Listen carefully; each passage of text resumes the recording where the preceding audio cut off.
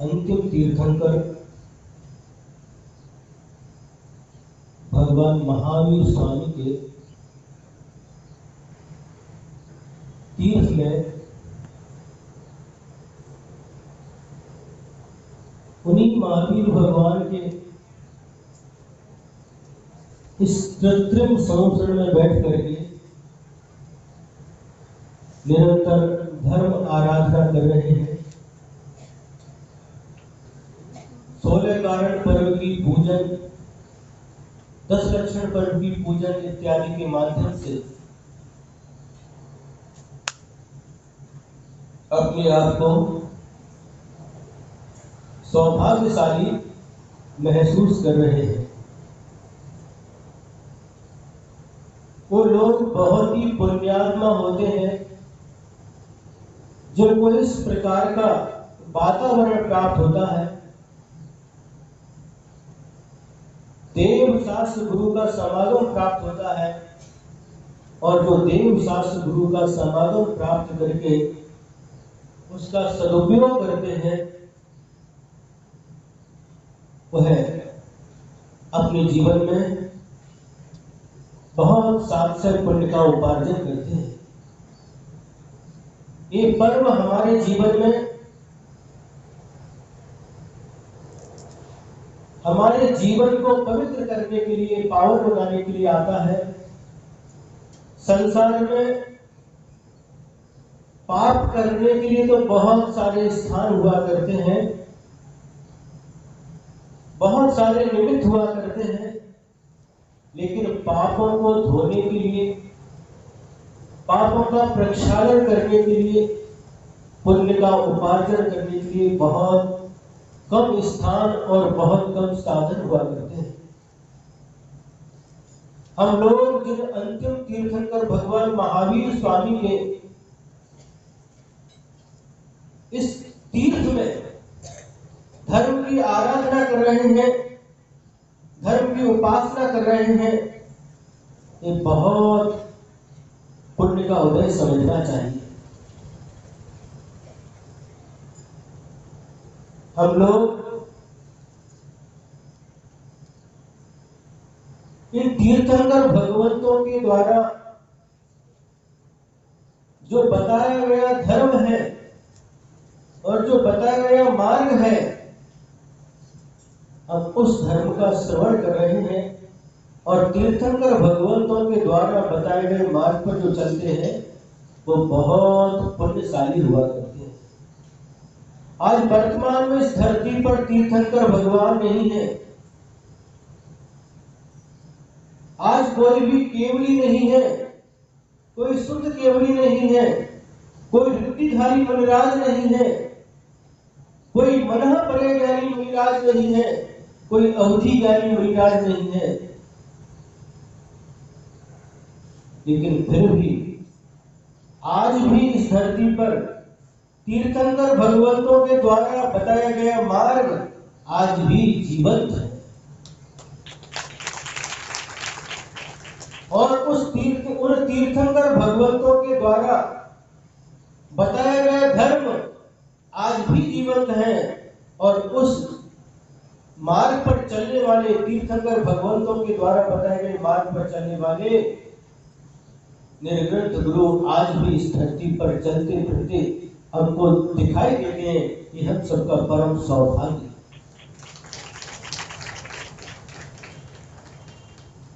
बहुत समय नहीं, लगभग 100 वर्ष पहले भी हम जाते हैं तो इस धरती पर दिगंबर गुरु के दर्शन बहुत दुर्लभ थे, बहुत दुर्लभ थे। फिर इसके बाद में एक महान, इसी कर्नाटक प्रांत में एक महान संत आचार्य श्री शांति सागर महाराज जी के द्वारा जो इस धर्म की परंपरा, पूरी धर्म की परंपरा लुप्त हो गई थी प्राय करके, वह पुनर्जीवित हुई। और उन्हीं शांति सागर महाराज जी का उपदेश सुन करके हमारे गुरुदेव आचार्य श्री विद्यासागर जी महाराज जब शेरबाल में पंचकल्याणक हुआ था तो उनकी बाल्यावस्था थी, 9 वर्ष की अवस्था में उनका उपदेश सुन करके उनके जीवन में धर्म की शुरुआत हुई, धर्म का बीजारोपण हुआ। और आज उन्हीं गुरुदेव के जो बीजारोपण आचार्य शांति सागर महाराज जी ने किया था, बाद में महावर महाराज जी इत्यादि और भी संतों का उनको समागम प्राप्त हुआ। आचार्य ज्ञान सागर महाराज जी से दीक्षित होकर के वह आज इस प्रकार एक बृहद बड़ वृक्ष का रूप धारण कर लिया है। और उस छाया में बैठ करके हम सभी साधु लोग और सभी धर्मात्मा श्रावक लोग आनंद का अनुभव करते हैं। आज हम तो निश्चित होकर के बैठे थे 8:10 पर, क्या कि अध्यक्ष जो रवि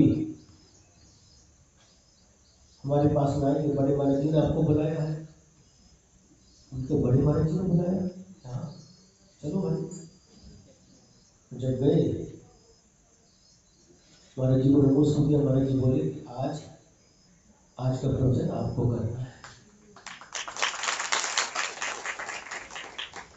मैंने बोला महाराज जी मुझे, हाँ आज आपको करना है।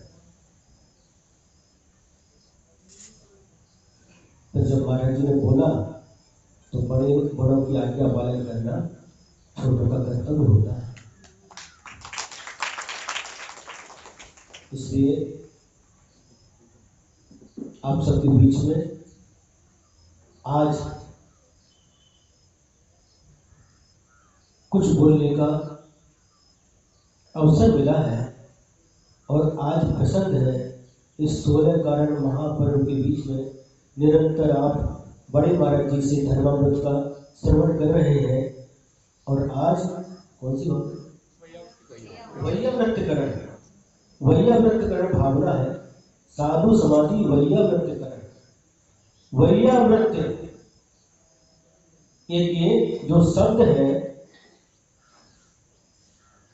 और उसके आगे साधु समाधि की भावना कल हुई थी और आज वैयावृत्तिकरण भावना है। तो जो वैयावृत्तिकरण शब्द है, आप लोग जब पूजन करते हैं 16 कारण की, तो उसमें जयमाला में एक पंक्ति आती है, निस्दिन वैया व्रत करिया सो निश्चय भवनीर करैया। ये पंक्ति हमको याद है। निस्दिन, निस माने रात्रि होता है और दिन माने दिन होता है। निस्दिन वैया व्रत करैया, प्रतिदिन हमको वैयाव्रत करना चाहिए। सो निश्चय भवनीर करैया, और जो व्यक्ति इस प्रकार से निरंतर धर्मात्माओं की वैयावृत्ति करता है वह निश्चय से भव इस संसार रूपी समुद्र को पार कर लेता है, यानी मोक्ष को प्राप्त होता है। तो वैयावृत्ति एक बहुत विशाल अर्थ इसके अंदर छिपा हुआ है। सबसे पहले वैयावृत्ति किसे कहते हैं और वैयावृत्ति किसकी करना चाहिए, ये पहले अपन समझेंगे।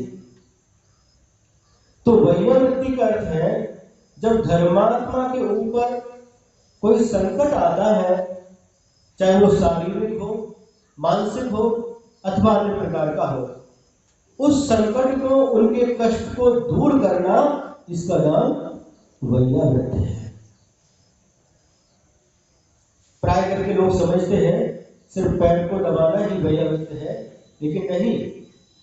वैयावृत्ति का अर्थ है धर्मात्माओं के ऊपर आए हुए संकट को दूर करना, उनके कष्ट को दूर करना और उनके लिए अनुकूल वातावरण बनाना। क्या? उनकी साधना के लिए, उनके ध्यान के लिए, उनके उपदेश के लिए जो भी उनकी आवश्यक क्रिया है, उनके अनुकूल वातावरण बना देना, इसका नाम वैयावृत्ति है। जब शारीरिक पीड़ा है तो शारीरिक पीड़ा को उपायों के द्वारा उसको दूर करना, औषधि इत्यादि के द्वारा दूर करना, ये भी वैयावृत्ति है। और लेकिन जब किसी धर्मात्मा, किसी साधु को किसी भी प्रकार का कष्ट होता है तो उसको अपने विवेक से, अपनी बुद्धि से उसको निर्दोष रीति से दूर करना, ये वैयाव्रत की भावना है। और ये वैयाव्रत आचार्य उमा स्वामी महाराज जी ने, तीर्थंकर भगवंतों ने 16 कारण भावना के अंतर्गत रखा है। यानी यह भावना भी तीर्थंकर प्रकृति के बंध में कारणभूत हुआ करती है। आप सोचिए, विचार कीजिए कि यह वैयाव्रती धर्म तीर्थंकर भगवंतों के द्वारा बताया गया धर्म है। आचार्य कुंद स्वामी ने प्रवचन सार ग्रंथ में चारित्र चूड़िका में एक गाथा लिखी। उस गाथा का अर्थ है वैयाव्रती। वैयाव्रती के दो भेद किए, एक सावत्य वैयाव्रती और एक निर्वत्य वैयाव्रती। सावत्य का अर्थ होता है जिसके माध्यम से सटकाए के जीवों की विराधना हो सकती है, होती है, उसका नाम सावत्य वैयाव्रती है। और जो सटकाए के जीवों की विराधना से रहित होती है वह निर्वत्य वैयाव्रती है। तो साधुओं के लिए निर्वत्य वैयाव्रती करने के लिए उपदेश दिया। साधु भी वैयाव्रती करते हैं, साधु की वैयाव्रती करते हैं, तो लेकिन उनकी अपनी मर्यादा होती है, उनकी अपनी सीमाएं होती हैं, तो वो निर्वत्य वैयाव्रती करते हैं। लेकिन जो सावत्य वैयाव्रती कहा वह श्रावक का धर्म है। ऐसा आचार्य कुंद भगवान ने प्रवचन सार ग्रंथ में लिखा है।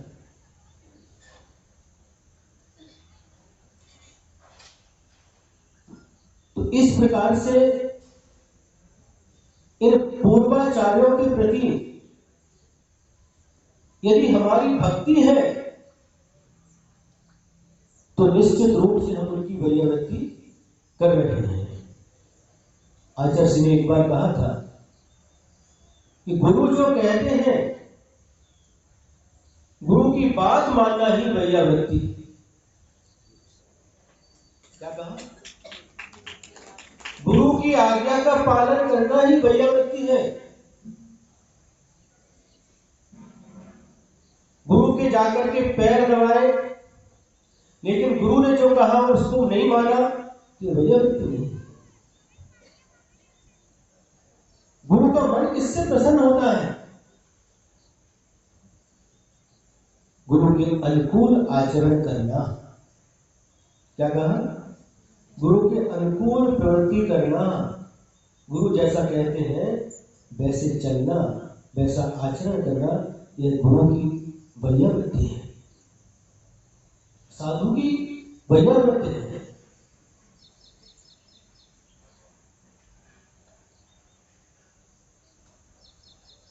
वैयाव्रती शब्दों के द्वारा भी होती है। यदि आपके शब्दों में मधुरता है, आपके शब्दों में कोमलता है, आपके शब्दों में विनय झलकती है, तो निश्चित रूप से आप साधु की वैयाव्रती कर रहे हैं।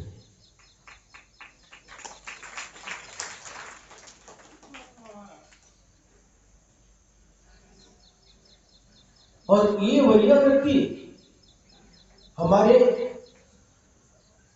तीन वस्तु हमारे पास हैं। एक मन है, एक वचन है और एक काया है। मन के द्वारा यदि हम गुरु के प्रति समर्पण रखते हैं, मन के द्वारा गुरु के प्रति विनय भाव रखते हैं, मन के द्वारा यदि गुरु के प्रति हम भक्ति भाव रखते हैं, तो ये मानसिक वैयाव्रती है। वचनों के द्वारा यदि गुरु के प्रति अपनी भक्ति विनय प्रदर्शित करते हैं, तो ये कायिक वैयाव्रती है, वाचिक वैयाव्रती है। और यदि शरीर के द्वारा विनम्र भाव से, आदर भाव से गुरु का सम्मान करते हैं, गुरु की आज्ञा का पालन करते हैं, तो ये कायिक वैयाव्रती है। ये तीर्थंकर भगवंतों के द्वारा ये बताए गए धर्म लेकिन हमने उसको कठिन बना करके रखा। इतना सरल है कि हम किस प्रकार से पुण्य का अर्जन करते हैं और किस प्रकार से पाप का भी अर्जन कर लेते हैं अपने भावों के द्वारा ही। जब हम अपने भावों के द्वारा अच्छे विचार रखते हैं, सबके प्रति अच्छे भाव रखते हैं, देव शास्त्र गुरु के प्रति भी हमेशा निश्चल भाव रखते हैं। कौन सा भाव? निश्चल। भक्ति कैसी होना चाहिए? निश्चल। निश्चल का भी समझते हैं, छल से रहित। जैसे छोटा बच्चा रहता है, कैसा होता है? निश्चल होता है। उसके मन में किसी प्रकार का छल कपट नहीं रहता, जो जैसा है वैसा बोल देता है। एक बार की बात है, कैसे बच्चा निश्चल रहता देखिए।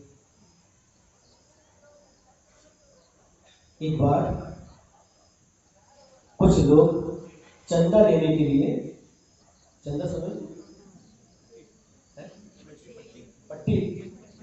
पट्टी लेने के लिए घरों में जा रहे थे सबके पास में। तो एक व्यक्ति ने देखा कि लोग पट्टी लेने के लिए आए हैं, तो एक बच्चा था छोटा उनके घर में, उसको बोला कि मैं अंदर रहता हूँ बेटा, ये लोग आ रहे हैं तो उनसे कह देना पापा घर में नहीं है। समझे आप लोग?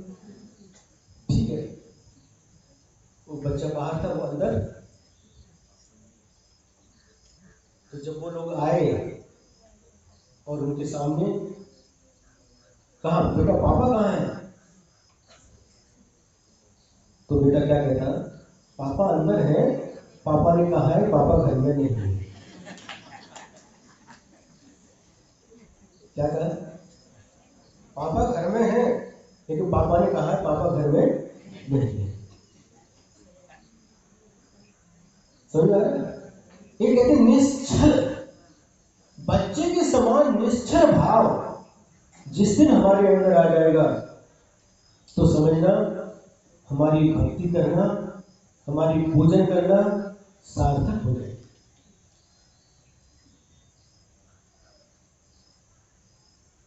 जब कभी कोई भाव उत्पन्न होता है अच्छा या बुरा, तो वह पहले मन में उत्पन्न होता है। सुने? जब कोई भी अच्छा या बुरा भाव उत्पन्न होता है तो सबसे पहले हमारे मन में उत्पन्न होता है और इसके बाद वचन तक आता है, और वचन के बाद एक काय रूप प्रवृत्ति करता है।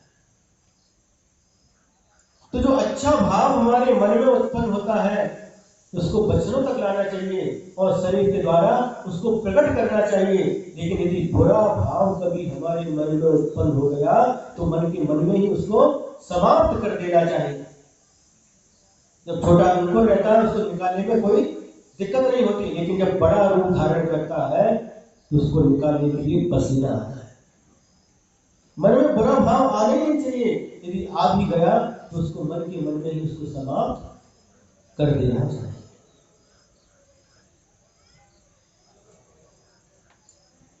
ये भक्ति पूर्वक, विनय पूर्वक जो वैया वृत्ति होती है ये विशेष फलदायी हुआ करती है। लेकिन भक्ति से रहित भाव शून्य क्रिया, पूजन हो, वैया वृत्ति हो, कोई भी क्रिया हो, ये कोई भी फलदायी नहीं होती। इसलिए हमें, हमारा धर्म भाव प्रधान है। भाव पूर्वक जितने हमारे भाव होंगे, जितने उत्कृष्ट भाव होंगे, उसी प्रकार हम उत्कृष्ट पुण्य का बंध करते हैं। और उत्कृष्ट उस पुण्य बनने के फल स्वरूप जब वो पुण्य का उदय आता है तो हमारे जीवन में बहुत सारे सुख सामग्री को प्रदान करता है। अब यहाँ पर इतने लोग बैठे हैं, अब पूजन करते हैं, पूजन तो सभी लोग कर रहे हैं, लेकिन सभी लोग एक जैसे पुण्य का अर्जन कर रहे हैं ऐसा भी नहीं। अपने अपने भावों के अनुसार व्यक्ति पुण्य का अर्जन करता है और सारे के सारे लोग यहाँ आकर पुण्य का अर्जन ही कर रहे हैं, ऐसा भी नहीं। अपने भावों के द्वारा लोग पाप का भी आश्रय कर सकते हैं। क्या कहा? स्थान एक ही है, लेकिन उस स्थान को निमित्त बनाकर पुण्य का अर्जन भी करते हैं और पाप का अर्जन भी कर सकते हैं। अब ये आपके ऊपर आधारित है, आपको पुण्य का अर्जन करना है या पाप का अर्जन करना है।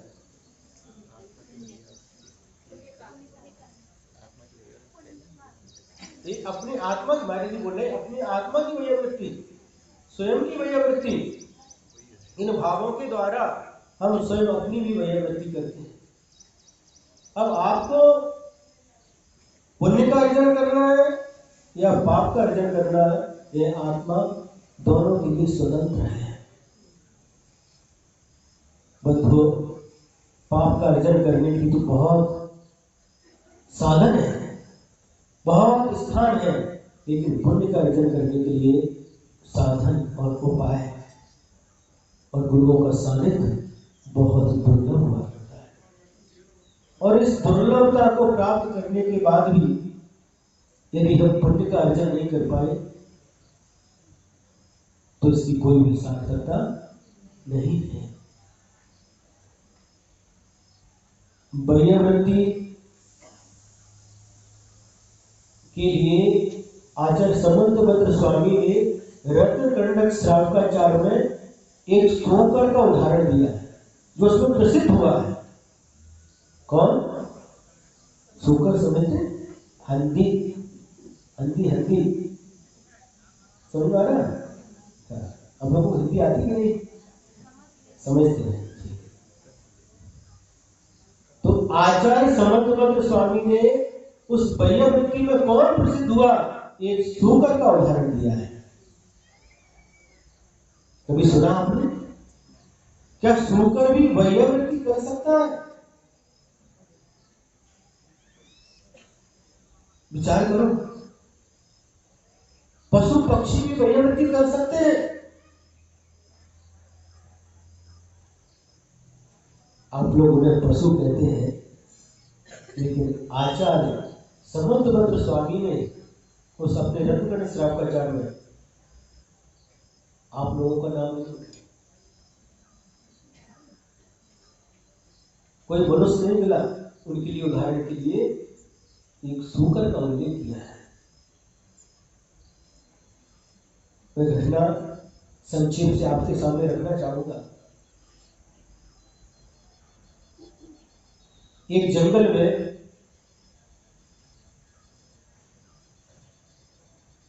एक मुनि महाराज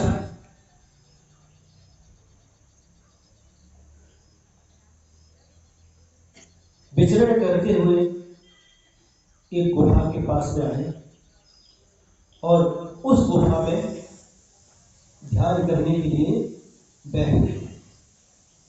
पहले के मुनि महाराज हमेशा जंगल में रहा करते थे, पर्वतों पर रहा करते थे, गुफाओं में रहा करते थे, गिरी कंदराओं में रहा करते थे, नदी के तट पर रहा करते थे।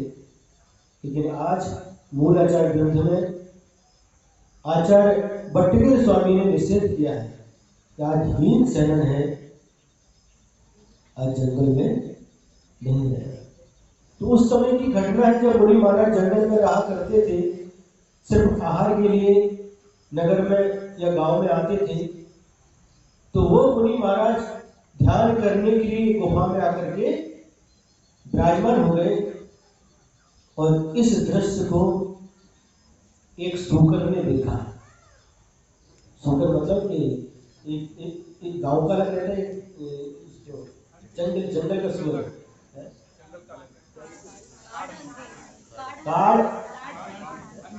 काड़ हंदी, जंगल का सूअर। उसने देखा कि एक कोई साधु आकर के इस गुफा में विराजमान हुए, बैठे हुए। उन्होंने देखा और भावपूर्वक उनको नमस्कार किया, शरीर से भी नमस्कार किया, लेकिन वचन भी उनके पास जो है उसके माध्यम से उनको नमस्कार किया। देखो, और वो विचार करता है कि साधु यहाँ पर विराजमान है,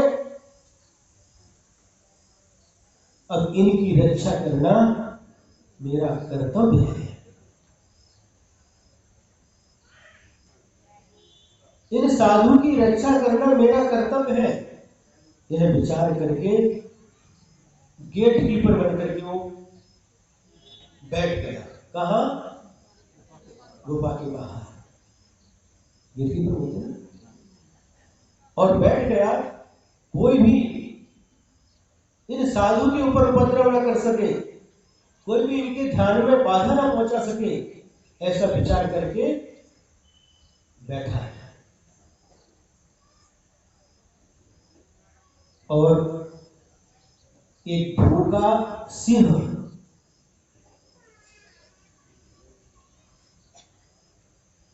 अपने भोजन की खोज में घूम रहा था, और घूमते घूमते उसको मनुष्य की गंध आई कि यहाँ पर कोई ना कोई मनुष्य होना चाहिए। और उस गंध के माध्यम से ढूंढता ढूंढता उस गुफा के पास आ जाता है। कौन? सिंह। और आकर के देखता है कि इस गुफा के अंदर कोई मनुष्य बैठा हुआ है।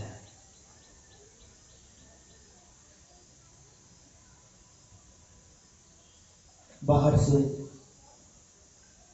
दहाड़ लगाता है, और जो उस गुफा के बाहर मुनि की रक्षा के भाव से जो सूकर बैठा हुआ था, उस दहाड़ को सुनकर के वह भी अपनी भाषा में बोलता है, सावधान हो जाता है।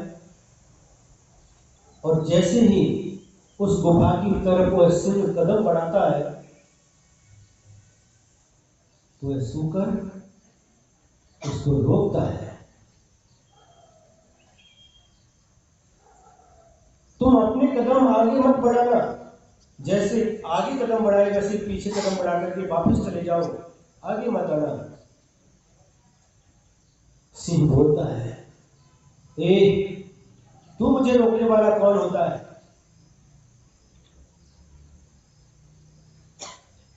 मैं कौन होता हूं ये तो मुझे नहीं पता, लेकिन यहां पर तुम आगे मत आओ, वापिस चले जाओ, इसमें तुम्हारी भलाई है, तुम्हारा अच्छा होगा। तू मुझे उपदेश देने वाला कौन होता है? मैं जंगल का राजा हूं। जंगल का राजा कौन होता है? सिंह। मैं जंगल का राजा हूं, मुझे रोकने वाला तू कौन होता है? पूरे जंगल में मेरा राज है, मैं जो चाहूं वो कर सकता हूं, और मेरी आज्ञा का पालन करना सारे जंगली पशुओं का, जानवरों का कर्तव्य है। शुकर कहता है, ठीक है, तुम जंगल के राजा हो, मैं मानता हूं, लेकिन यहां पर राजाओं के भी राजा महाराज विराजमान हैं, और मैं उनकी रक्षा करने के लिए यहां पर खड़ा हुआ हूं। सिंह कहता है, मुझे भूख लगी है, और मैं आज इनको खाकर के ही अपनी भूख मिटाऊंगा। सूकर कहता है, नहीं, ये संभव नहीं है। ये बहुत बड़े गुरु विराजमान हैं, बहुत बड़े तपस्वी हैं, तो इस प्रकार के भाव मत कर। सूकर पुनः कहता है, तू मुझे उपदेश मत दे। क्या? तू मुझे उपदेश मत दे, मुझे भूख लगी है, और मैं आज इनको खाकर के ही, इनको जो सामने विराजमान मुनि महाराज है, आज इनको खाकर के ही अपनी भूख मिटाऊंगा। सूकर कहता है, जब तक मेरे घर में प्राण है, जब तक मैं जीवित हूं, तुम इनका बाल बाका भी नहीं कर सकते। रोकने के बाद भी जब वह सिंह रुकता नहीं है, तो दोनों में युद्ध चालू हो जाता है। क्या होता है? युद्ध, झगड़ा। और आप लोगों के पास मनुष्य जब युद्ध करते हैं तो उनके अस्त्र शस्त्र होते हैं, तलवार है, भाला है, बंदूक है, चाकू है इत्यादि, लेकिन उनके पास कोई ऐसे अस्त्र शस्त्र नहीं रहते, किंतु उनके जो पंजे रहते हैं, नाखून बहुत नुकीले रहते हैं, उसके माध्यम से ही बाहर करना चालू कर दिया। सिंह सूकर के ऊपर वार करता है, सूकर सिंह के ऊपर वार करता है, और इस प्रकार बहुत देर तक एक दूसरे के ऊपर प्रहार करते हुए यह युद्ध चलता रहता है। समझ रहे? दोनों एक दूसरे पर प्रहार कर रहे हैं, एक दूसरे को चीर फाड़ कर रहे हैं, और बहुत देर तक युद्ध करते करते परिणाम ये निकलता है कि वही दोनों ही लहू लुहान होकर के वही गिर करके दोनों अपने प्राणों को छोड़ देते हैं। कौन? सिंह और सूकर दोनों मरण को प्राप्त हो जाते हैं। बंधुओं, दोनों ने युद्ध किया और दोनों ही मरण को प्राप्त हो गए, लेकिन परिणाम दोनों का भिन्न भिन्न निकलता है। सूकर मरण करने के बाद में देवगति को, देव पर्याय को प्राप्त होता है, और सिंह मरण करके नरक में जाता है।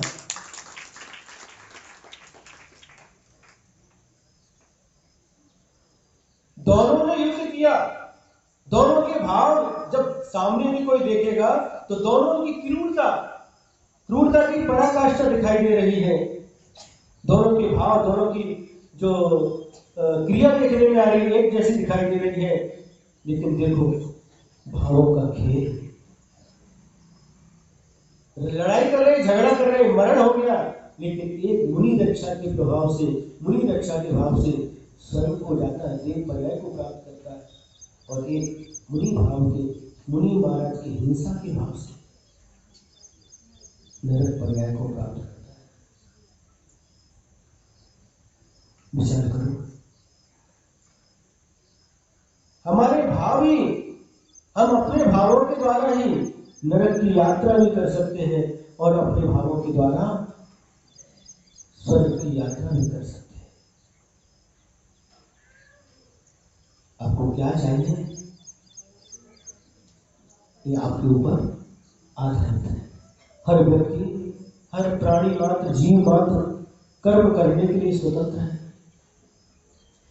अकेला ही कर्म करता है, और उस कर्म के फलस्वरूप अकेला ही नरक में जाकर घोर यातनाएं, घोर कष्टों को सहन करता है, और अकेला ही जब जीव पुण्य कर्म करता है तो स्वर्ग में जाकर नाना प्रकार के सुखों का उपभोग करता है। अकेला ही कर्मों का बंध करता है, और अकेला ही उन कर्मों के फल को भोगता है, और अकेला ही उन कर्मों को नष्ट करके सिद्ध पर्याय को प्राप्त कर लेता है।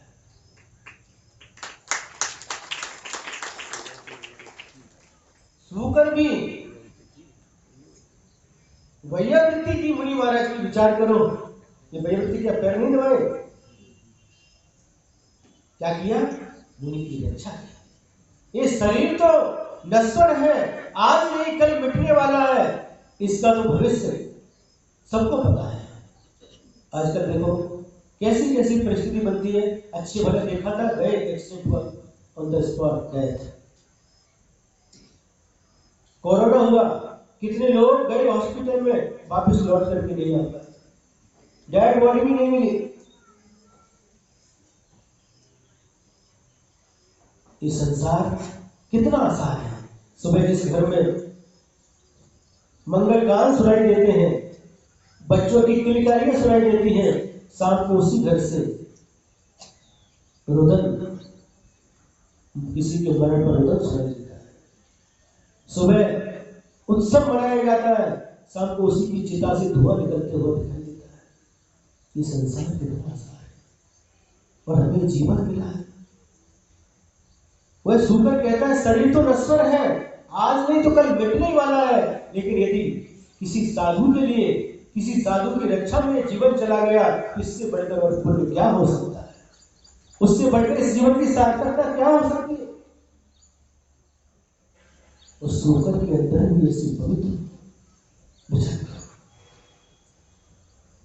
ऐसी निकृष्ट पर्याय सूकर का नाम लेते, हंदी का नाम लेते, आपको कैसा लगता है? लेकिन वो इतने पवित्र भावों के द्वारा स्वर्ग चला जाता है। आचार्य समर्थभद्र स्वामी ने रत्नगढ़ श्रावकाचार्य में लिखा है, स्वापी देवोपि देव स्वा जायते धर्म के विसार कापी नाम भवे धन्या संपत धर्मा क्षणिका। स्वा अपि देवा जायते, स्वा मन होता कुत्ता, क्या कुत्ता नाई, वह भी उस धर्म के प्रभाव से देव पर्याय को प्राप्त कर लेता है और देव भी अपने पाप भावों के द्वारा इस कुत्ते की पर्याय को प्राप्त कर लेता है। इंग्लिश में एक शब्द आता है भगवान के लिए, देव के लिए, क्या था? गॉड। इसकी स्पेलिंग है GOD, है ना? और इसका विपरीत कर दो तो DOG, डॉग। डॉग मतलब नहीं। यदि अच्छे कार्य करता है वह डॉग, तो डॉग भी गॉड बन जाता है और गॉड भी यदि माने गॉड को भगवान नहीं, देव, देव भी यदि बुरे कार्य करता है तो भी कुत्ते की पर्याय को प्राप्त कर लेता है।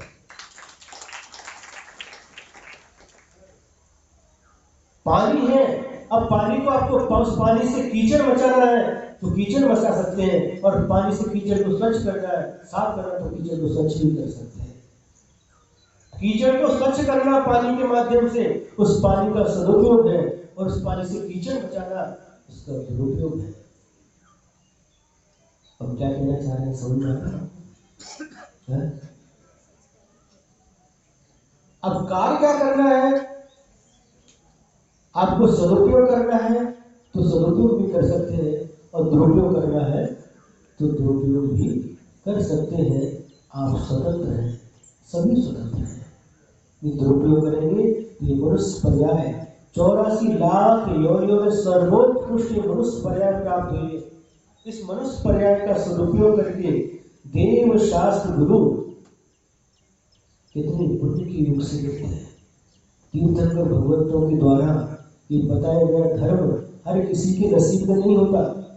एक इंद्री से लेकर संसार में अनंत जीव राशि है, एक इंद्री से लेकर असंगी पंचेंद्री तक ये जिन्हें भगवान का धर्म वो सुन नहीं सकते, उनके जीवन में कोई उपयोगी नहीं होता। सुन तो सकता है लेकिन उसका कोई भी उपयोग नहीं है।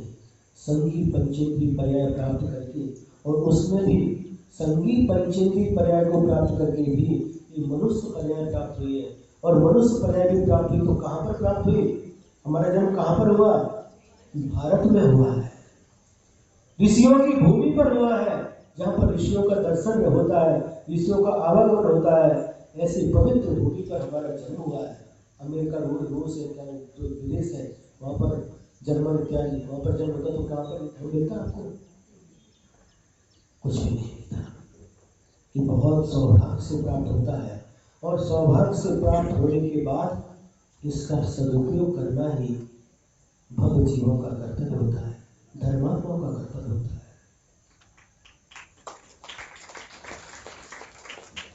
हमारे जीवन में ऐसे अमूल्य क्षण बहुत पुण्य के योग से प्राप्त होते हैं, और इन अमूल्य क्षणों को प्राप्त करके हमें एक एक क्षण का सदुपयोग करना चाहिए।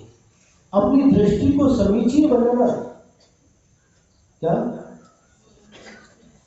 दृष्टि को समीचीन बनाना। हमें जो दृष्टि प्राप्त हुई है, इस दृष्टि के माध्यम से भगवान से प्रार्थना करना, भगवान यह दृष्टि हमेशा गुणों को ही खोजे। क्या? गुणों को ही खोजे। धर्मात्मा व्यक्ति हमेशा दूसरे के अंदर गुणों को ही देखता, गुणों को ही खोजता है, और इसके विपरीत अपने अंदर दोषों को खोजता है। क्या कहा? धर्मात्मा का लक्षण है वह दूसरे के अंदर गुणों को खोजता है, गुणों को देखता है, और अपने अंदर दोषों को ढूंढता है, दोषों को देखता है, और उनको दूर करने का प्रयास करता है। और इसके विपरीत जो धर्मात्मा नहीं है वो इससे विपरीत करते हैं। दूसरे के अंदर बोलो दोष ढूंढते हैं, और अपने अंदर बोलो गुण ढूंढते हैं। अपने को समझते कि हमसे बड़ा गुणवान इस संसार में कोई नहीं है, और दूसरे के अंदर दोषों का भंडार दिखाई देता है। एक बार की बात है, कौरव और पांडव, इन्होंने किसके पास में, इनके गुरु कौन थे, द्रोणाचार्य। द्रोणाचार्य के पास में शिक्षा प्राप्त कर ली, और शिक्षा प्राप्त करने के बाद उनको शिक्षा देने के लिए उन्होंने कहा, गुरु दक्षिणा के रूप में कहो अथवा और किसी रूप में कहो, उनको भेज दिया। 5 पांडवों को बुलाया कि जाओ सारे भारत में भ्रमण करो और ऐसे व्यक्ति को खोज करके लाओ जिसके अंदर दोष ही दोष है, एक भी गुण ना हो। कौरवों को भी बुलाया कि जाओ पूरे भारत में भ्रमण करो और ऐसे व्यक्ति को खोज करके लाओ जिसके अंदर सारे के सारे क्या गुणी गुण हो, एक भी दोष ना हो। दोनों के लिए 6-6 महीने का समय दिया गया, अथवा 1 वर्ष का समय दिया गया, और अलग अलग दिशाओं में सभी चले गए। पूरे भारत में भ्रमण किया और समय पूर्ण होने के बाद में गुरु के पास आए पांडव। गुरु ने पूछा, और गुरु द्रोणाचार्य गुरु, मतलब वो गुरु मतलब ऐसे मोचना की गुरु थे जिन्होंने शिक्षा दी थी, वो गुरु द्रोणाचार्य उनका नाम था। और आने के बाद उनसे पूछते हैं, पांडव आ गए, गुरु को प्रणाम किया। गुरु पूछा, क्यों, क्या हुआ? तो पांडव बोले, गुरुदेव मैंने पूरा भारत भ्रमण किया, गांव गांव गया, शहर शहर गया, सब जगह गया, लेकिन मुझे एक भी व्यक्ति ऐसा नजर नहीं आया कि जिसके अंदर सारे के सारे दोष हो, सारी की सारी बुराइयां हो। ऐसा हमको एक भी व्यक्ति नहीं मिला। बहुत अच्छा। इसके बाद बारी आई कौरवों की। कौरवों को बुलाया, और बुलाने के बाद तो कौरवों से पूछा। इसके पहले थोड़ा सा छूट गया। गुरु को जब इस प्रकार बता दिया पहले पांडवों ने, फिर पांडवों ने इस प्रकार बताने के बाद कि मुझे पूरे भारतवर्ष में ऐसा एक भी व्यक्ति नजर नहीं आया कि जिसके अंदर सारे के सारे दोष हो, सारी सारी बुराइयां हो, एक भी अच्छाई ना हो।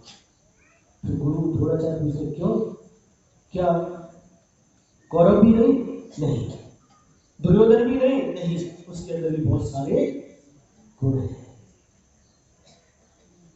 सुन रहे? अब इसके बाद जब बारी आई कौरवों की, तो कौरवों से गुरु द्रोणाचार्य पूछते हैं, क्या हुआ? गुरुदेव आपकी आज्ञा से पूरा भारत भ्रमण किया, गांव गांव गया, शहर शहर गया, सब जगह गया, लेकिन मुझे ऐसा एक भी व्यक्ति नहीं नजर आया कि जिसके अंदर सारे के सारे दोष हो, एक भी गुण ना हो।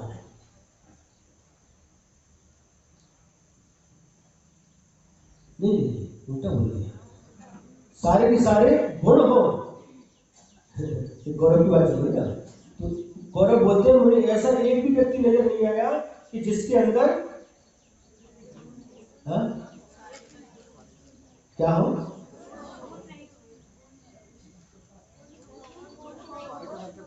दोष हो, कोई गुण ना हो।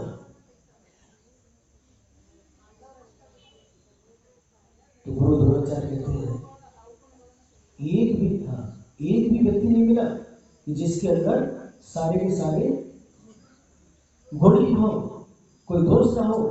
कि नहीं गुरुदेव, ऐसा पूरे भारत में एक भी व्यक्ति नहीं मिला।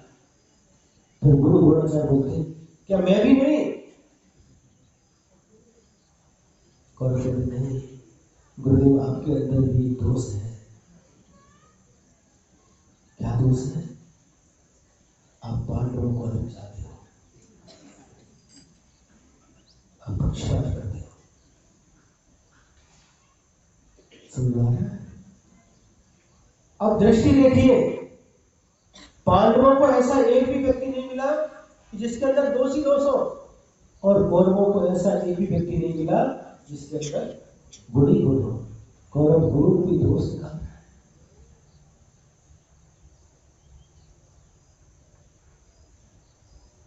ये अपनी अपनी दृष्टि है। दृष्टि जैसी दृष्टि रहती है वैसी सृष्टि नजर आती है। यदि आपका चश्मा अगर आपने लाल कलर का उसमें कांच डाला है तो आपको लाल ही लाल दिखाई देगा।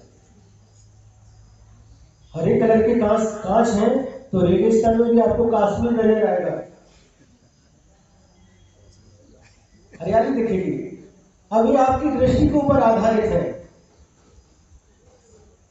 सुनो ना, अपने आप को धर्मात्मा कहना सरल है, लेकिन वास्तव में अंदर से धर्मात्मा बनना बहुत कठिन है। यदि आप अपने आप को धर्मात्मा समझते हो, अपने आप को सम्यक दृष्टि समझते हो, तो पहले चिंतन करना, क्या वास्तव में मैं धर्मात्मा हूं?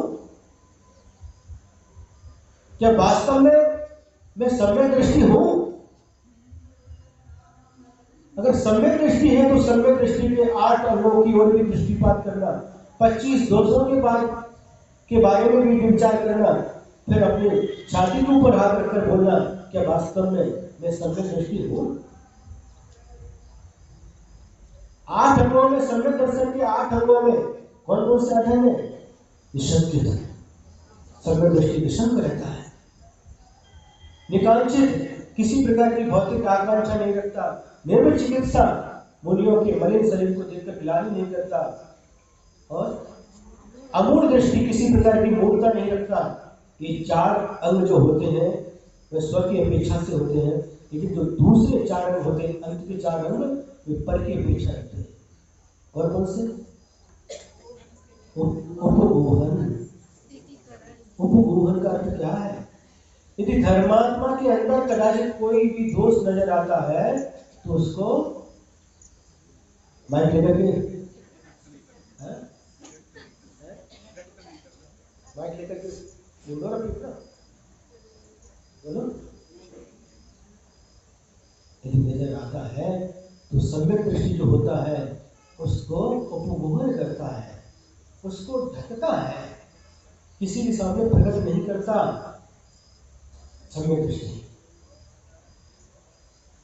स्थितिकरण, सम्यक दर्शन अथवा संयम से जो चलायमान होता है उसको पुनः स्थापित करता है।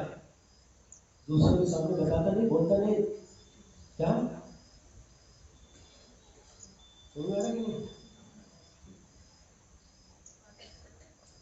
ढिढोरा नहीं पीटता, किंतु भावना करता है भगवान इन धर्मात्मा का किस प्रकार से स्थितिकरण हो, पुनः अपने व्रतों में स्थापित, तो ऐसी भावना करता है। सुने, धर्मात्माओं के अवगुणों को यदि कोई दृष्टिगोचर होते हैं तो उनको उपगोहन करना, ढकना और पुनः अपने मन वचन काय से विनय पूर्वक अथवा गुरुओं के माध्यम से पुनः उनको स्थितिकरण करना, स्थापित करना। इसके बाद में कौन सा आता है? वात्सल्य। धर्मात्माओं के प्रति वात्सल्य भाव रखना। कैसा भाव? क्या उदाहरण दिया? जैसे गाय अपने बछड़े के प्रति, नवजात शिशु किस प्रकार से वात्सल्य भाव रखता है, प्रेम भाव रखता है, ऐसा धर्मात्माओं के प्रति वात्सल्य भाव रखना। सिर्फ किरदार वालों के प्रति वात्सल्य भाव रखना है। सिर्फ थॉट क्या बोलते हैं, क्या बोलते हैं इसको, थोटा, इनके प्रति वात्सल्य भाव रखना। कि सिर्फ अपने जो कोई व्यक्तिगत लोग हैं उनके प्रति वात्सल्य भाव रखना। बोलो। कि सिर्फ अपने जो एक ही क्या बोलते इसको, एक ही परिवार ग्रुप के उनके प्रति वात्सल्य भाव रखना।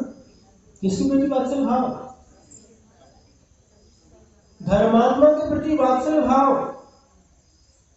किसी भी गांव से आने दो, चाहे कर्नाटक का हो, चाहे महाराष्ट्र का हो, मध्य प्रदेश का हो, उत्तर प्रदेश का हो, राजस्थान का, गुजरात का, कहीं का भी हो, धर्मात्मा तो उसके प्रति वात्सल्य भाव होना चाहिए।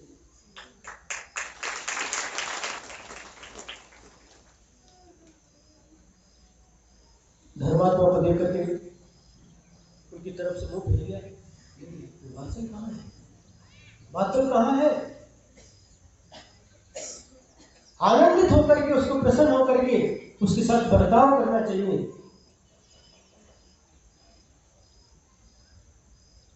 तो गांव वाले हैं, एक पहली कैनल है, वो चौथी कैनल है, एक नाकनी कैनल, गोडनी कैनल, ये नहीं। किधर का भी धर्मात्मा हो उसके प्रति वात्सल भाव प्रकट होना चाहिए। सुन रहे? मेरी बात बुरी तो नहीं लग रही?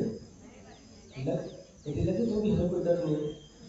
तो डॉक्टर लोग कहते हैं ना, कभी कभी क्या तो दवाई भी कड़वी देना पड़ता है और इंजेक्शन भी लगाना पड़ता है कभी कभी, लेकिन भाव क्या रहता है?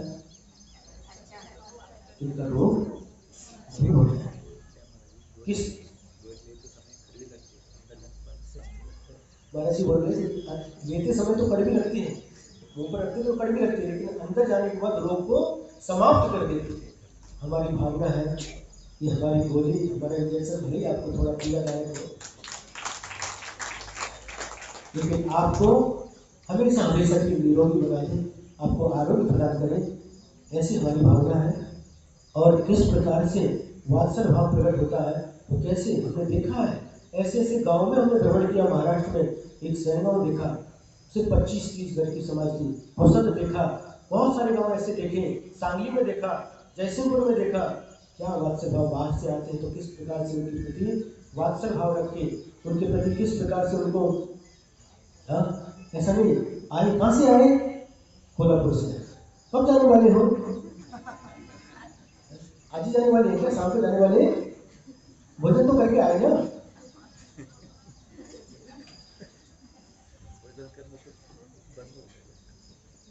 ये वात्सल भाव जो आया वो हमारा अतिथि है। क्यों आया है? आपके लिए नहीं आया, ये भी ध्यान रखना। किसके लिए आया है? गुरु के लिए आया है। पूजनीय सागर महाराज जी के लिए आया है। आपके लिए आया? आपकी आदत तो पहले से भी आता था। सुन रहे कि नहीं? यदि आपका भाव में वात्सल झलकता है, आपकी व्यवहार में वात्सल झलकता है, तो क्या होता है?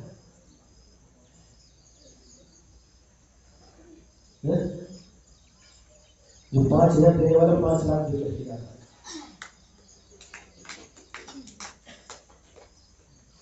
और यदि इस प्रकार का व्यवहार होता है, भाव कैसे बनते हैं? कई बार हम लोग स्वयं अनुभव करते हैं, जब आज जाते चौके जाते तो भाव देखते हैं, रूखा सूखा रहता है, क्योंकि उसके कितने भाव निर्मल रहते हैं, लेने का भाव होता है। और कई बार भाव नहीं देखते तो आपको बहुत रसमलाई और गुलाब जामुन, बासुंदी, क्या क्या बोलते हैं वो क्या, मीठा होने के बाद भी मीठा नहीं लगता। तो वात्सल भाव ये भी सम्यक दृष्टि का लक्षण है। यदि वात्सल भाव किसके प्रति? सभी धर्मात्माओं के प्रति वात्सल है, तो आप सम्यक दृष्टि है। नहीं तो वात्सल कब तक? जब तक दे रहा है, जब तक दे रहा है तब तक वात्सल है। समझ आता है? समझ नहीं? जब तक दे रहा है, क्या दे रहा है? जो चाहिए वो दे रहा है, तब तक वात्सल भाव। पर जो देगा उसके प्रति वात्सल भाव नहीं। इसके बाद जो अंतिम अंग होता है, कौन सा है? प्रभावना। प्रभावना भी दोनों भी करते हैं, साधु भी प्रभावना करते हैं उपदेश के माध्यम से।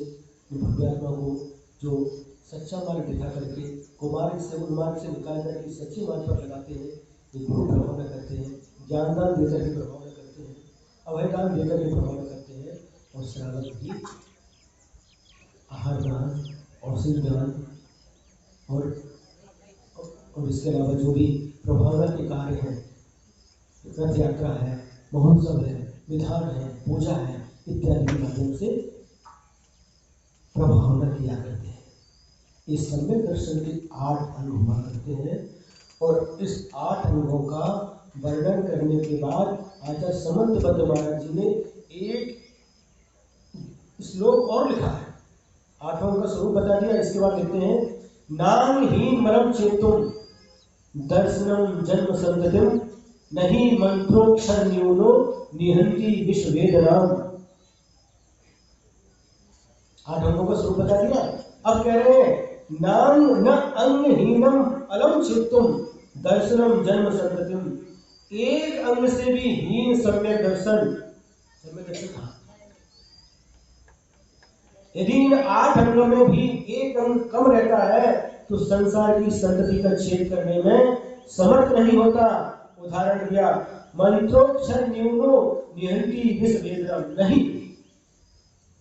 यदि जो मंत्र रहते हैं, जब कभी सर्प डस लेता है तो ऐसे ऐसे मंत्र रहते हैं, ऐसी ऐसी विद्याएं रहती हैं, उस मंत्र के माध्यम से उस जहर को बाहर निकाल देते, दूर कर देते हैं। यदि उस मंत्र में एक अक्षर भी कम हो गया तो वह मंत्र जिसको सर्प ने काटा उसके जहर को दूर करने के लिए समर्थ नहीं होता। अब आपके लिए चिंतन की विषय है। आप देखो समय दृष्टि, समय दृष्टि, समय दृष्टि, हम समय दृष्टि, हमें समय दृष्टि। समय दृष्टि क्या है? आपके सामने संक्षेप से स्वरूप रखा।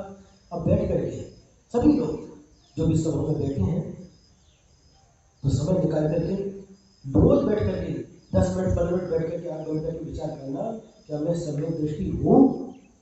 क्या मात्र कुदेव कुशास्त्र को गुरु को नहीं मानना यही सम्यक दर्शन है? कि सम्यक दर्शन ये तो निषेधात्मक हो गया। सम्यक दर्शन का स्वरूप में एक निषेध बताया, इनसे दूर रहना और इनको क्या करना? इनका पालन करना, इससे बचना, इसका त्याग करना, इसका पालन करना।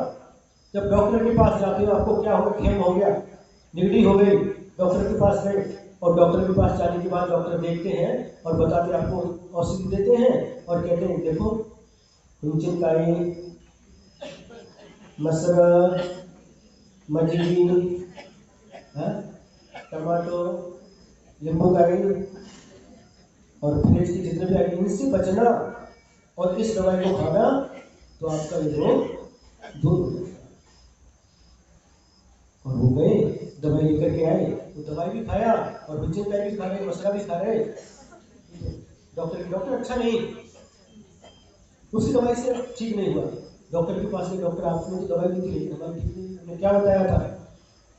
हाँ दवाई बताया था, जितनी बार 3 बार बताया 3 बार लिया, लेकिन अभी भी हमारी सर्दी ठीक नहीं हुई। दवाई तो ली लेकिन और उसके साथ क्या आपको परहेज को किया कि नहीं? नहीं, वो ले तो कैसे रोग दूर हो सकता है? उसी प्रकार से जब डॉक्टर जो दवाई देते हैं उस दवाई का सेवन करना पड़ता है और जो अपथ्य बताते हैं उससे बचना पड़ता है, तब रोग दूर होता है। उसी प्रकार से यहाँ पर जो गुरु तीर्थंकर भगवंतों की वाणी के माध्यम से आपको बताते हैं तो उसमें भी 2 प्रकार की बातें होती हैं, एक से बचना, एक को भजना। और इसके साथ साथ इन 8 अंगों का पालन करना। पूज्य पुरुषों को देख करके भी, धर्मात्मा को देख करके भी यदि गिलानी का भाव भी मंदिर में आ गया, क्या उनके प्रति जरा भी विपरीत भाव आ गया तो बंधु ऐसे ऐसे कर्म का बंध होता है कि कर्म का बंध तो हम आसानी से कर लेते हैं, लेकिन जब इसका फल आता है तो हमें क्या रोते रोते भी उससे छुटकारा नहीं मिलता। आपने पढ़ा होगा थोड़ा प्रथमा योग के ग्रंथों का भी स्वाध्याय करो। आपके लिए स्वाध्याय का क्रम है, कौन से ग्रंथों को पढ़ना, कौन से ग्रंथ मुनि के लिए हैं। अपनी जो स्थिति है उसके अनुसार ही उसी क्रम से स्वाध्याय करेंगे तो उसका लाभ मिलेगा। ऐसे ऐसे ग्रंथ थोड़ा सा बस बता करके हम समाप्त करते हैं, कैसे कैसे व्यक्ति पापों का बंध करता है और कैसे कैसे उसका फल भोगता है। आपने श्रीपाल चरित्र पढ़ा होगा। श्रीपाल स्वामी जो कामदेव थे और उसी भाव से मोक्ष गए, लेकिन उस कामदेव का शरीर कहते हैं कि संसार में जितना सौंदर्य कामदेव को प्राप्त होता, शारीरिक सौंदर्य और किसी को प्राप्त नहीं होता। इतने सुंदर होते हैं तीर्थंकर भगवान को छोड़कर, तीर्थंकर भगवान तो सबसे सुंदर होते। तो कामदेव तद्भव मोक्षगामी जीव और उनको कोढ़ हो गया। कोढ़ क्या होता है? कुष्ठ रोग पूरे शरीर से बहता रहता है, सफेद दाग हो गए, गिलानी, लोग पास में जाना नहीं चाहते, बदबू आती है। तद्भव मोक्षगामी जीव कामदेव और उनको भी कोढ़ हो गया। क्यों हो गया? हर घटना के पीछे उसके अतीत में, उसके गर्भ में कोई दूसरी घटना छिपी रहती है। तो पिछले जीवन में ये जब जो श्रीपाल का जीवन था और उनके 700 साथी मित्र थे, कहीं पर जा रहे थे वन विहार को, तो देखा एक सरोवर के किनारे एक मुनि महाराज वृक्ष के नीचे ध्यान में आरूढ़ है। अब मुनि महाराज स्नान तो करते नहीं, जब ध्यान में बैठे बहुत दिनों से, अभी आधे घंटे ध्यान नहीं, महीनों से बैठे, तो धूल उड़ी उनके शरीर पर आ गई और कुछ पानी की बूंद गिरी तो थोड़े थोड़े से निशान बन गए। तो श्रीपाल का जीव जो था पिछले जीवन में बोलता, देखो कोड़ी बैठा है, क्या कुष्ठ रोगी बैठा है, ऐसा बोला। और 700 उनके जो साथी थे उन्होंने अनुमोदन किया, बिल्कुल ठीक। और इतना ही नहीं, बाद में क्रोध में आकर के उन मुनि महाराज को उठाया और तालाब में फेंक दिया। बाद में किसी के बोध प्राप्त करने के बाद में पश्चाताप हुआ, उन मुनि महाराज को निकाल करके वापस उनको विराजमान किया, उनकी पूजा की, भक्ति की। लेकिन आचार्य कहते हैं कितनी पूजा की, लेकिन उस समय तुमने ऐसे अशुभ कर्मों का बंद कर दिया। इन गुरु के प्रति तुमने ऐसे दुर्भाव किए, सामान्य व्यक्ति के प्रति भी दुर्भाव करते तो पाप का बंध होता है, लेकिन गुरु के प्रति तुमने दुर्भाव किए। इनको एक महान तपस्वी साधु को, रत्नात्रय के धारी साधु को तुमने कोड़ी कहा है। तो अगले और 700 ने उनकी अनुमोदना की। परिणाम क्या निकला? ऐसे कर्मों का बंध हुआ। अगले जीवन में श्रीपाल को कोड़ी बनना पड़ा। उन्होंने सिर्फ कोड़ी कहा था मुनि महाराज को, इनको कोड़ी होना पड़ा। और 700 इनके जो साथी थे उन्हें सिर्फ अनुमोदना की थी। ये 700 के 700 साथी भी विगत निकासित जैसे कर्मों का बंध। समुद्र में मुनि महाराज को थोड़ी देर के तालाब में फेंका। जब समुद्र यात्रा कर रहे थे तो धवल से ने रस्सी काट दी, समुद्र में गिरना पड़ा। बंधुओं, कर्मों का बंध करना बहुत सरल है, हंसते हंसते हम कर्मों का बंध कर लेते हैं, लेकिन जब इसके फल भोगने का समय आता है बहुत कष्ट। विचार करते मैंने कौन सा ऐसा पाप किया, इसके परिणाम से मुझे इस प्रकार का दुख हो रहा है। कौन सा ऐसा परिणाम किया मैंने जिसके कारण मैंने नरक आयु को बंद किया, नरक में सालों तक नाना प्रकार की यातनाओं को सहन करना पड़ा।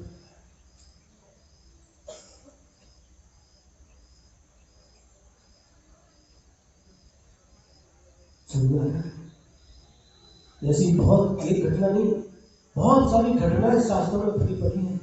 आप पढ़ो, समय सार को ऊपर रख करके आगे चढ़ाओ, नमस्कार करो। उन्मूलन भगवान की वाणी है। इसके पहले और क्या कर्म सिद्धांत की घटना कैसे कैसे प्रतिमा पढ़ने को मिलती है, वहां पर प्रैक्टिकल देखने को मिलता है। क्या आत्मा की अनुभूति, आत्मा की बात करना सरल है, लेकिन आत्मा की अनुभूति किसको होती है? जो सप्तम गुण स्थानवर्ती शुद्धों की श्रवण हुआ करते हैं, उनको इस आत्मा की अनुभूति होती है। ज्ञानार्णव में आचार्य सुखचंद्र स्वामी ने लिखा, जो व्यक्ति गृहस्थ अवस्था में भी आत्म ध्यान करना चाहता है, वह अपने सिर से सुमेरु पर्वत को फोड़ना चाहता है। क्या फूटेगा? सुमेरु फूटेगा? क्या फूटेगा? बोलो। सिर फूटने वाला है। क्रम से स्वाध्याय करो। स्वाध्याय का क्रम क्या है? गुरुओं के पास जाकर के सीखो।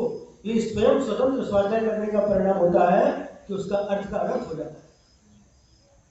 जिन गुरुओं ने अपने जीवन में, आचार्य पूर्णगुरु स्वामी ने और जितने भी पूर्वाचार्य हुए हैं, जिन गुरुओं ने अपने जीवन में उस आध्यात्म को जिया है, उन आध्यात्म का पालन किया है, उस अध्यात्म में जीवन को जी करके सैकड़ों वर्ष तपस्या करके गुफाओं में बैठ करके उन ग्रंथों की रचना की है। इनके प्रति भक्ति रखो, इनके प्रति विनय रखो। जितनी विनय भक्ति रखोगे उतना ही हमारे ज्ञान का क्षयोत्सव होगा। समय आपका 9:45 बजने, 9:45 को बड़े महाराज जी को बोला चलते, बड़े महाराज जी बोला 1 घंटा बोल करके आ रहे। ठीक है जी महाराज। तो इस प्रकार से हम सभी भव्यात्माओं के लिए हमारा सारांश क्या है? बस सारांश बताते हैं। हमें तीर्थंकर भगवंतों ने जो मार्ग बताया है उस मार्ग पर अपने आप को चलाना है, और जो चल रहे हैं उनके लिए सहयोग करना है, उनके लिए सहयोग देकर उनको भी आगे बढ़ाना है। जिनेंद्र भगवान का शासन अनादिकाल से था और अनंत काल तक रहने वाला है, न कभी इसका प्रारंभ हुआ है और न कभी अंत होगा। ऐसे हम बहुत सौभाग्यशाली लोग हैं, ऐसे तीर्थंकर भगवंतों के शासन काल में तीर्थंकर भगवंतों की वाणी सुनने का, समझने का हमको अवसर मिल रहा है, और इन तीर्थंकर भगवंतों की आराधना करके अपने आप को गौरवान्वित महसूस कर रहे हैं कि हम सबका परम सौभाग्य है। इसी प्रकार से हमें अपना जीवन बहुत अच्छे ढंग से जीना है, सबके प्रति अच्छी भावना रखना है, सबके प्रति मैत्री भाव रखना है, सबके प्रति निरंतर जो दीन दुखी है उनके प्रति करुणा भाव रखना है, और अपना जीवन जीते हुए स्वयं धर्मात्मा बन करके सभी को धर्मात्मा बनाने का प्रयास करना है। और क्या, संसार के जितने प्राणी हैं, प्राणी मात्र सुख का अनुभव करें, सभी सुखी रहें, किसी भी जीव को, किसी भी प्राणी को कष्ट न हो, इस प्रकार की भावना निरंतर भाना है। सर्वे भवन्तु सुखिनः, सर्वे सन्तु निरामयाः, सर्वे भद्राणि पश्यन्तु, मां कश्चित् दुःखभाग् भवेत्। संसार में जितने भी प्राणी हैं, जितने भी जीव हैं, सभी जीव सुखी रहें। सर्वे सन्तु निरामयाः, क्या धर्मात्मा की भावना है। व्यक्ति क्या सोचते, मैं सुखी रहूं, मेरी पत्नी सुखी रहे, मेरे बच्चे सुखी रहे, हमारा परिवार सुखी रहे, ये तो सभी सोचते हैं। लेकिन धर्मात्मा सोचता है सर्वे भवन्तु सुखिनः, संसार में जितने जीव हैं सभी सुखी, सभी सुखी हो। सर्वे सन्तु निरामयाः, संसार में जितने प्राणी हैं, जितने जीव हैं, सभी निरोग रहे, उनको कोई रोग ना हो, सभी रोग मुक्त रहे। सर्वे भद्राणि पश्यन्तु, और संसार में जितने जीव हैं सभी का मंगल हो, सभी का कल्याण हो, सभी को जीवन में सुख शांति हो।